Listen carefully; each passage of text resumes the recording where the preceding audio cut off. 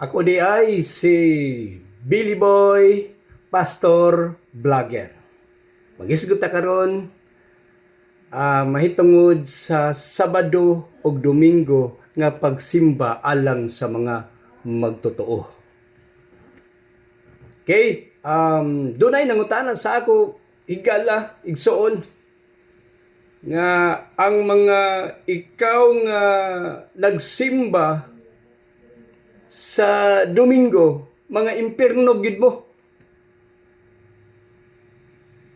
Ug kami nagsimba sa adlaw nga Sabado,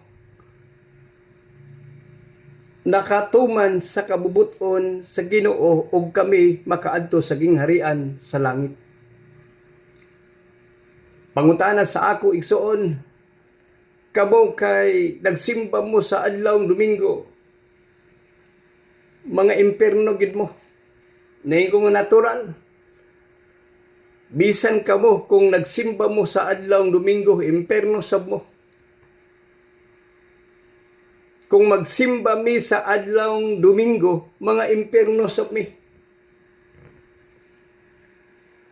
Kay adlaw nga Domingo manamo ang among gisimba. Pero kung ang gisimba nato ang Ginoo, si Ginoong Hesus nga namatay dito sa krus sa Kalbaryo, sa adlawng Domingo nga atong gipili nga balaanon ang Dios, makaadto tag langit. Ingon man sa mga nagsimba pod, ang nagsimba sa Ginoo sa adlawng Sabado, makaadto sa mug langit. Kay ang Roma chapter 14 verse 5 mga kaigsuonan, nagsulti si Apostol Pablo. Verse 5, may naghuna-huna nga adunay usa ka adlaw nga mas balaan kaysa ubang adlaw, samtang ang uban naghuna-huna nga managsama kabalaan ang tanang adlaw. Libre ang matag usa sa pagsunod, hain niini ang hugot niyang gituuhan. But pasabot mga kaigsuonan, ang pagsimba nato diya sa Ginoo, libre ang tanan sa pagpili kung haing adlaw inyo nasabutan nga grupo nga simbahon ninyo ang Dios lahi sa ubang mga adlaw. Kaya ang ubang mga adlaw, ingon ang Ginoo nga dapat magbalaan ta sa tanang mga adlaw, pero doon nagyoy usa ka adlaw nga atong balaanon ang Dios, simbahon, magtapok ang mga magtotoo, mga Kristohanon, alang sa pagsimba sa Ginoo sa bisan unsang adlaw. Karon nasabutan nato nga kung sa una dili ta mosupak mga kaigsuonan. Ang Sabat di ikapitog yung adlaw nga dapat magsimba o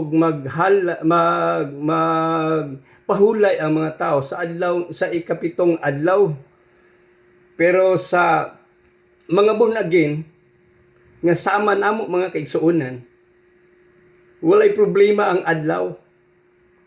Ang naalamig gisunod nga mga adlaw katong dili pud ni siya supak sa kabubuton sa Ginoo. Tungod bitaw sa adlaw sa balaod, mao ba yung gikalansangan ni Ginoong Hesus dito sa krus sa Kalbaryo. Kana sigid may klaro. Kung ang doon na po'y mga tao nga ang 12 ka disipulo sa adlaw nga Domingo, ang adlaw manggod nga Domingo dili siya ka ikapito, kundi unang adlaw sa semana. Dili siya mulayo sa giingon sa Ginoo nga seek first the kingdom of God and all these things and His righteousness, and all these things shall be added unto you. Unahon nato pagpangita ang gingharian sa langit. Unang adlaw mga kaigsuonan sa semana, gihimo sa daghang mga magtotoo nga magsimba diya sa Ginoo.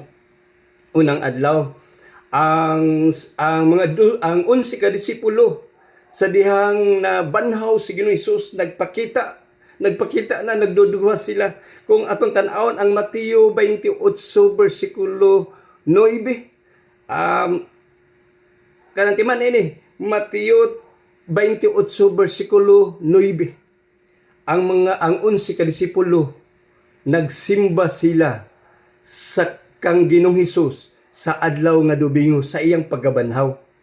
Then ang Juan 20:19 padulong sa 31, hadlok taon ang 11 ka disipulo nagpagkakilom-kilom na nanira sila sa ilang balay para musimba sa Dios sa manluluwas nga maos Ginoong Hesus adlaw nga Domingo. Anang adlaw sa iyang pagkabanhaw nagpakita si Hesus. Unya nanangka sila kay basin kung makit-an sila sa mga babalaod nun, mga nagdala sa balaod, madelikado pod sila nga mga 12 ka disipulo. Subot pasabot ang pagsimba igsoon sa Ginoo bisan unsang adlaw ingon sa Apostol Pablo. So dili na naton alalison, wala problema Sabado magsimba ka diya sa Ginoo, pero kung Sabado lang ang imong gisimba, imperno jud ka ug mausab mi kung Domingo ang among simba, imperno pod mi. So salamat sa mubo nga mga mensahe nga atong gipaabot sa mga magtotoo. Thank you for watching. And please like and share. And don't forget to subscribe my YouTube channel. God bless. Kita-kita kids sa sunod nga mga video.